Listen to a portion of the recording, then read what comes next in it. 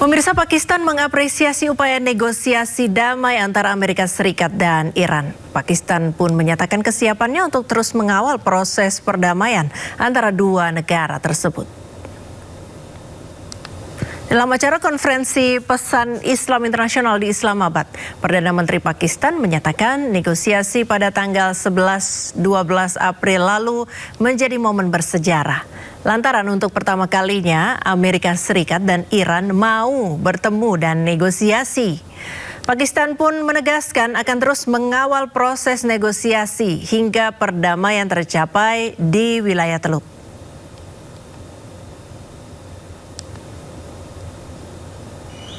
और ये भी हकीकत है कि 1979 के बाद ये पहला मौका है कि अमेरिकी और ईरानी क़यादत आमने सामने यहाँ पर इस्लामाबाद में बैठी और गुफ्तगू की। मैं समझता हूँ कि ये वो एक अदना सी खिदमत है जो पाकिस्तान ने आलम इस्लाम के लिए और दुनिया के अमन के लिए ये खिदमत अंजाम दी और इसे नहायत तदब्बर, हिकमत और जोश और वलवले और अल्लाह ताला के बेपाया फज़ल करम के साथ, पुख्ता अज़्म के साथ ये बातचीत के दरवाजे खोले। ये पूरा यकीन है कि इंशाअल्लाह ये बातचीत देर पा अमन में जल्द बदलेगी और इस खत्ते में अमन कायम होगा और मजीद जाने ज़ाया नहीं होंगी इंशाअल्लाह। Pemirsa, Menteri Luar Negeri Iran Abbas Araghchi melanjutkan safari diplomatiknya ke Cina. Tiba di Beijing, Menlu Iran Abbas Araghchi langsung bertemu dengan Menteri Luar Negeri Cina. Salah satu pembahasan kedua pejabat negara adalah upaya negosiasi damai antara Iran, Amerika Serikat, dan Israel.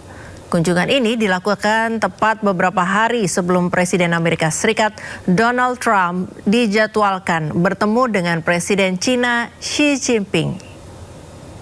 Saat ini Cina memposisikan dirinya sebagai mediator antara ketiga negara yang bertikai. برنامه هسته ایران، برنامه صلح‌آمیز هسته ایران، بحث‌های مربوط به تحریم‌ها و همه مسائل فیمانبین. بحث تنگی هرمز یکی از بحث‌های جدی ما بود و لزوم به رعایت حقوق جمهوری اسلامی ایران و همه دیدگاه‌هایی که وجود داره بحث شد. Perdana Menteri Israel Benjamin Netanyahu menyebut berakhirnya serangan Amerika Serikat terhadap Iran bukanlah suatu kejutan. Ia yakin Amerika Serikat tetap mampu mencapai tujuan utama perang, yaitu melumpuhkan nuklir Iran. שרציף עם ידידינו בארצות הברית, אני משוחח עם הנשיא טראמפ כמעט על בסיס יומיומי. האנשים שלי והאנשים שלו משוחחים על בסיס יומיומי, כולל היום. ואני אדבר יותר מאוחר גם עם הנשיא טראמפ הלילה. יש בינינו תיאום מלא, אין הפתעות. אנחנו חולקים יעדים משותפים, והיעד החשוב ביותר הוא הצעת החומר המאושר מאיראן, כל החומר המאושר, ופירוק יכולות ההעשרה באיראן. הנשיא טראמפ מאמין שהוא יכול להשיג את זה בדרך זו או בדרך אחרת. אנחנו אבל ערוכים לכל תרחיש, וזו ההנחיה שלי גם לצה"ל ולגורמי הביטחון שלנו. ישראל חזקה מאי פעם, איראן וגורותיה חלשות מאי פעם. Presiden Amerika Serikat Donald Trump menyatakan bahwa pembicaraan dengan Iran berlangsung baik. Namun menurutnya Iran bersikap tidak konsisten dalam komunikasi diplomatik karena enggan mengakui komunikasi. And we've had some good talks before, as you know. Right. And all of a sudden, the next day, they're like, they forgot what happened. You know, they're proud, like these guys are proud. Nobody more proud than these guys. Sometimes they fight on pride because, you know, they're injured, they're hurt. No matter how great you are, you get hit by somebody else that looks like them. It's very tough, but they have great pride. These people have great pride. The others do too. Enemies have great pride. We went, you know, you talk about regime change. Their first level leaders are dead. Their second level leaders are dead. Some of their third level leaders that Menteri Koordinator Bidang Infrastruktur dan Pembangunan Kewilayahan Agus Harimurti Yudhoyono meninjau langsung aksi bersih-bersih sungai yang digelar di kawasan Bidara Cina, Jakarta Timur. AHY menargetkan normalisasi aliran Sungai Ciliwung akan rampung pada 2029. AHY meninjau kondisi sungai sekaligus menyusuri aliran Ciliwung bersama jajaran terkait untuk memastikan percepatan program pengendalian banjir di Jakarta. Pembangunan infrastruktur di aliran Sungai Ciliwung kini telah mencapai 17 km dari total 33 km. Program tersebut mencakup normalisasi sungai dan penguatan infrastruktur pendukung untuk meningkatkan kapasitas aliran air saat curah hujan tinggi.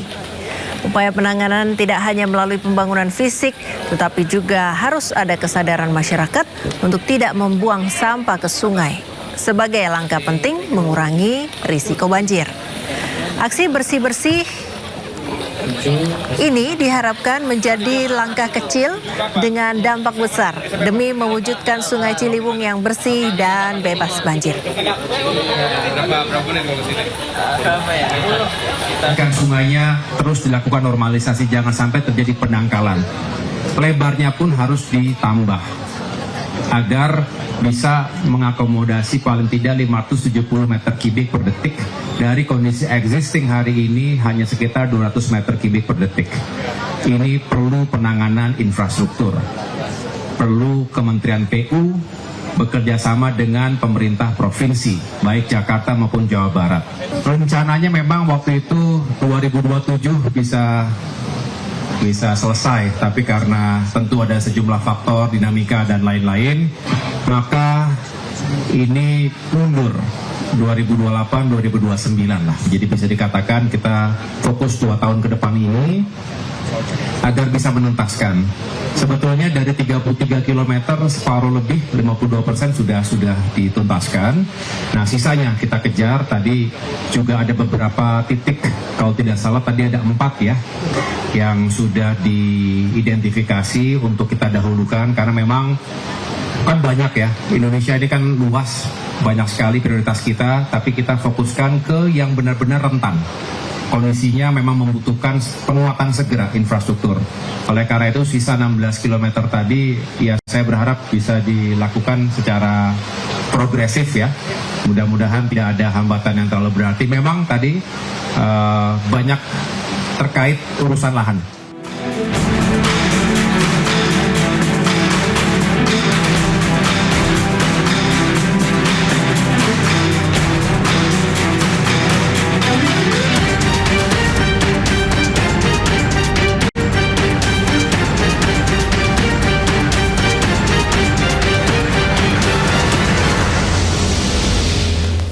Pemirsa, hingga kini masyarakat terutama kaum ibu dibuat pusing dengan kenaikan harga minyak goreng subsidi minyak kita. Di Majalengka, Jawa Barat, minyak kita bahkan dijual melebihi dari harga eceran tertinggi.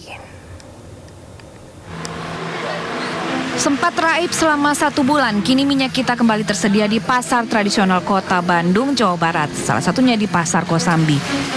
Meskipun telah tersedia, minyak goreng subsidi pemerintah ini muncul dengan harga di atas standar pemerintah.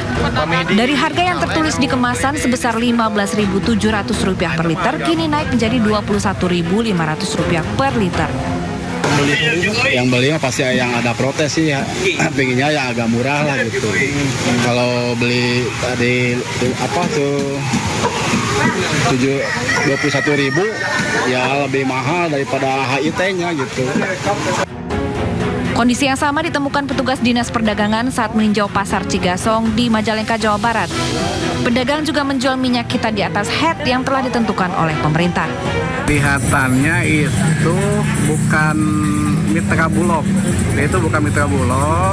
dapatkan barang dari trading dari luar itu, sehingga ya kalau memang biasanya pedagang ya bagaimanapun nyari selisih ya.